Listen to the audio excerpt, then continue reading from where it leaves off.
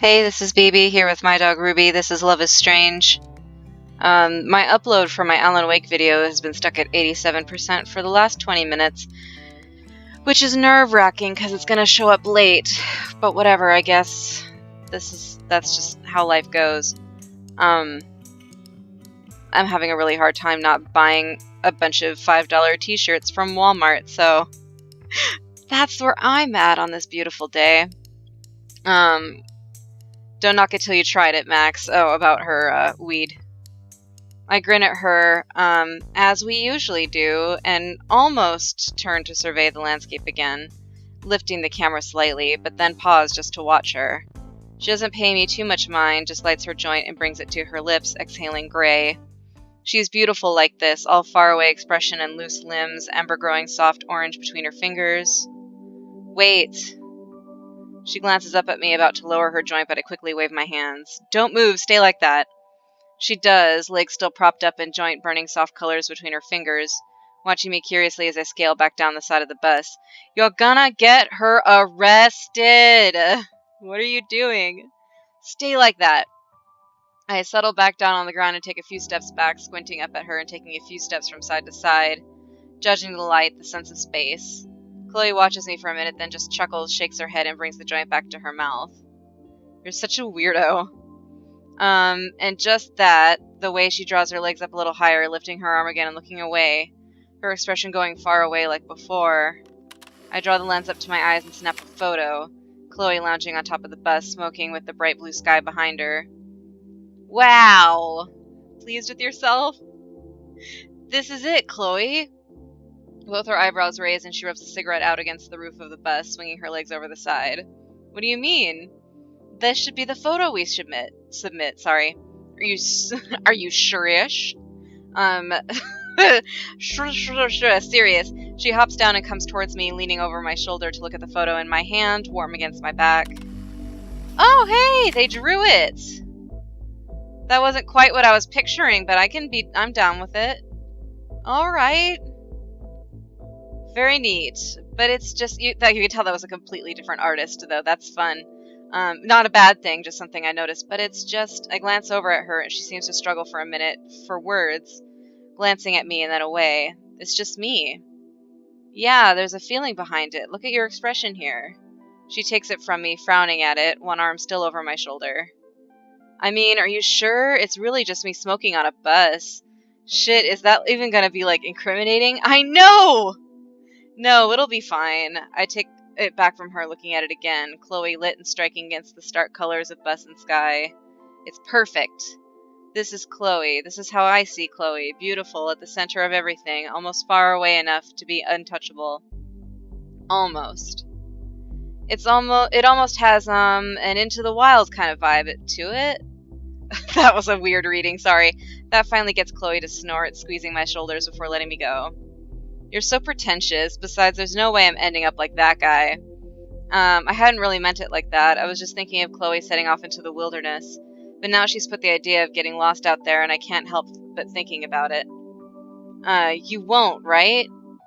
Chloe angles a smirk over at me, but it falters when she sees my face.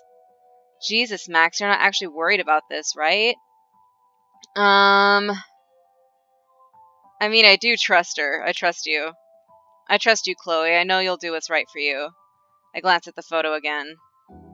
I just think about you Okay, so we would have said we're worried either way. I just think about you by yourself, and I get worried, and I know I really shouldn't because it's you, but I'm cut off by Chloe wrapping both arms around me, nearly lifting me off my feet with the force of her embrace.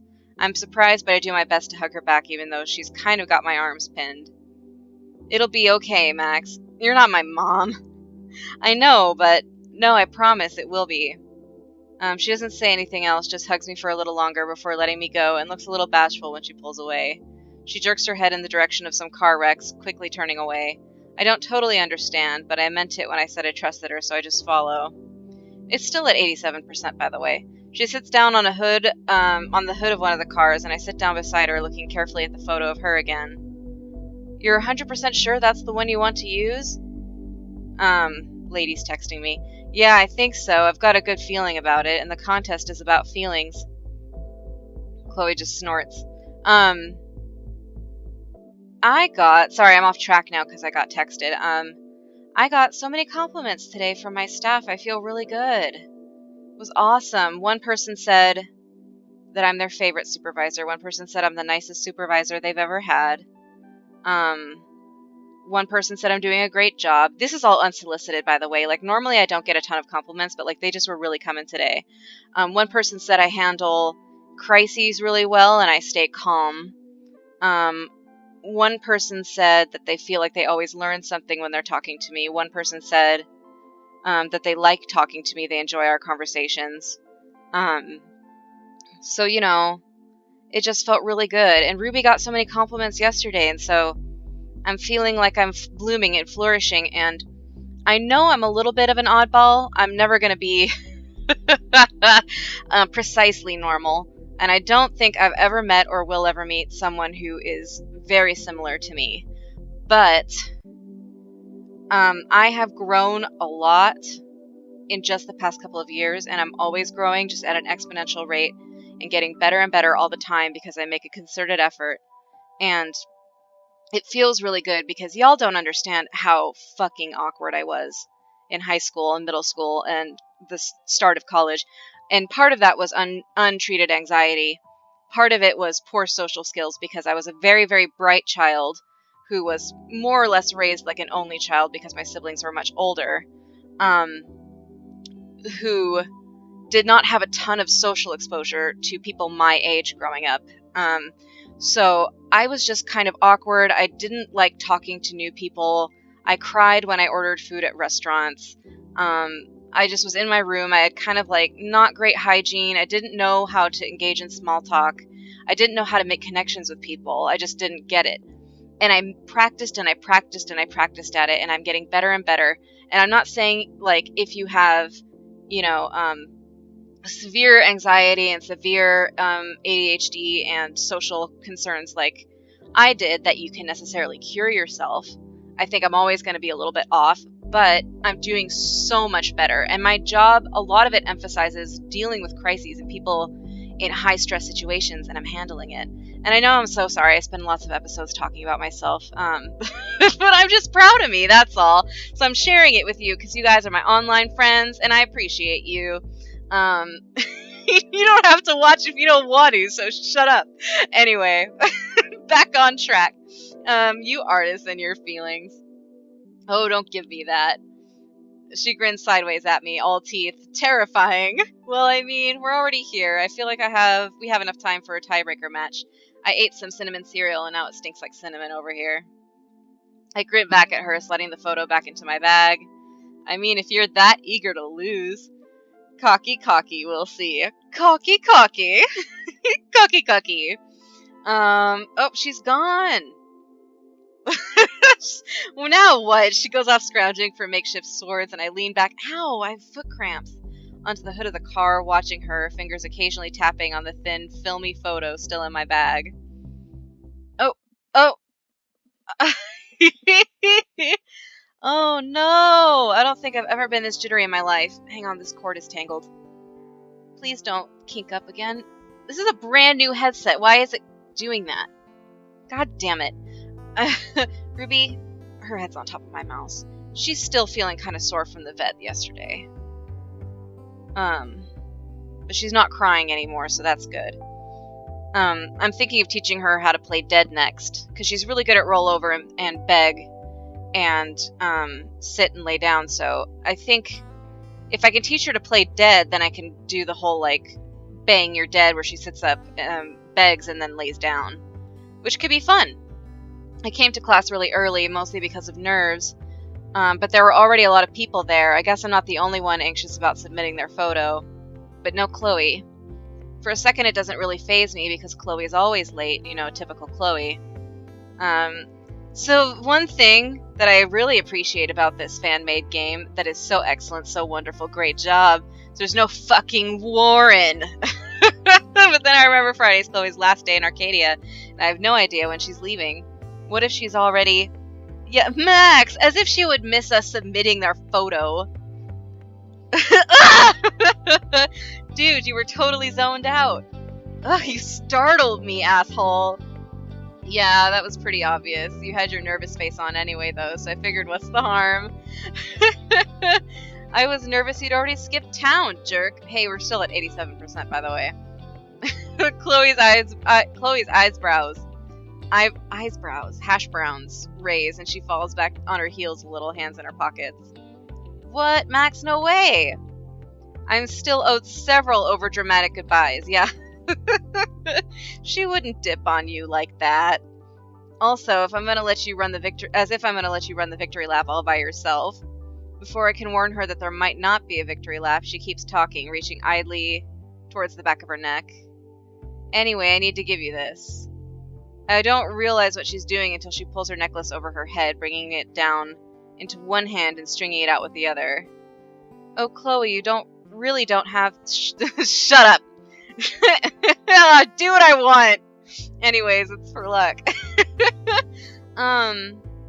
Okay, I guess I'll take it, but you're acting like you're gonna die. She motions me forward, and I step into her space a little shy. She loops it over my neck with both hands. This is entirely unnecessary, by the way. You could just hand it to her and she could put it on, but nah, we gotta do this the gay way. Tugging my hair gently out from under the string as it passes. Her gaze is weirdly focused, following the necklace as it goes past my throat. My neck is not a sexy zone. I get self-conscious. Like, in movies and books and stuff, it's always the sexy zone. It's like mine... Mine's very soft because I'm chubby, and I've got a scar on the back of it, and I have a big mole. And, like, my hair, because I have a pixie cut, is, like, all kind of, like, soft and weird and shaggy back there, and it's just like, don't leave my neck alone. Please leave this poor child's neck alone. Her gaze is weirdly focused, following the necklace as it goes past my throat, my collarbone, coming to rest on my sternum, cool and surprisingly heavy. I feel like I've been staring at her face too long. Thanks. No problem. For a second, she just lingers there, fingers loose and tight. Oh, I was like, that don't make no sense. Fingers loose and light, near where the bullets lie low, close to my ribs. We're really close together. I still haven't looked away from her face. Then she falls back again, looking up at me and grinning. Hey, I saw a rabbit today! That was really cool. I've never seen one, here yet. So, it got scared of Ruby and it hopped away, but it was still really cute. I wonder why it hasn't started hibernating yet. Where do squirrels go when it gets wintry? I know they hibernate somewhere, but like where? Anyway, now we're definitely going to win. I've done my contribution. Your contribution was way bigger than the bullet necklace, Chloe, even though I really appreciate it, like majorly. I just... Okay. Just what? When I hesitate, she rolls her eyes and steps forward again, tilting my chin up slightly with 2 fingers so our eyes meet. This weird anime shit. Out with it. I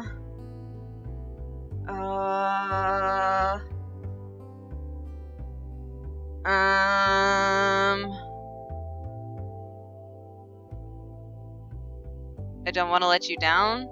I'm just gonna click it.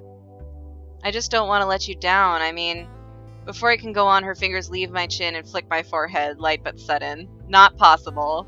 Max, I told you before I don't give a shit about the contest. Well, I mean, I do, because you care about it. But I just wanted us to hang out and have a good time and have you be happy with the photo, and we did, and you are, right? Her expression is genuinely questioning, and I stand up a little straighter, smile at her because, yeah, after all, she's right. Sorry for reading so fast, but there's so many diddly-dang words that you just gotta get them out. You gotta get them out and go. There's no time to lollygag. Yeah, I'm happy. She brightens up and ruffles my hair, grinning when I squawk and push her away. Good, me too. Well, I think someone wants to talk to you, so I'll catch you in class. If it's fucking Warren, I'm gonna fucking blow my brains out. Get your running shoes on for the victory lap, Max. Do some stretches. You do some stretches. She laughs, easing her way into the classroom in languid, carefree movements, and I watch her go, a little knot in my belly. It would have been nice to have these scenes with Chloe intersped with other interactions with the other characters. First, to just kind of build interest in their arcs, and then also to make it feel like we weren't just, like, only talking to Chloe all week. But, you know, who is it? I really don't want her to go. It's an awful cliche thing, having a crush on your best friend. But this week's really proved to me that I can't deny or ignore the way I feel about Chloe. She's the most important person in my life. We'll find out. Will we get the girl? Of course we will. In the next episode. Thanks for listening. Sorry I talk so much. Catch you next time. Bye.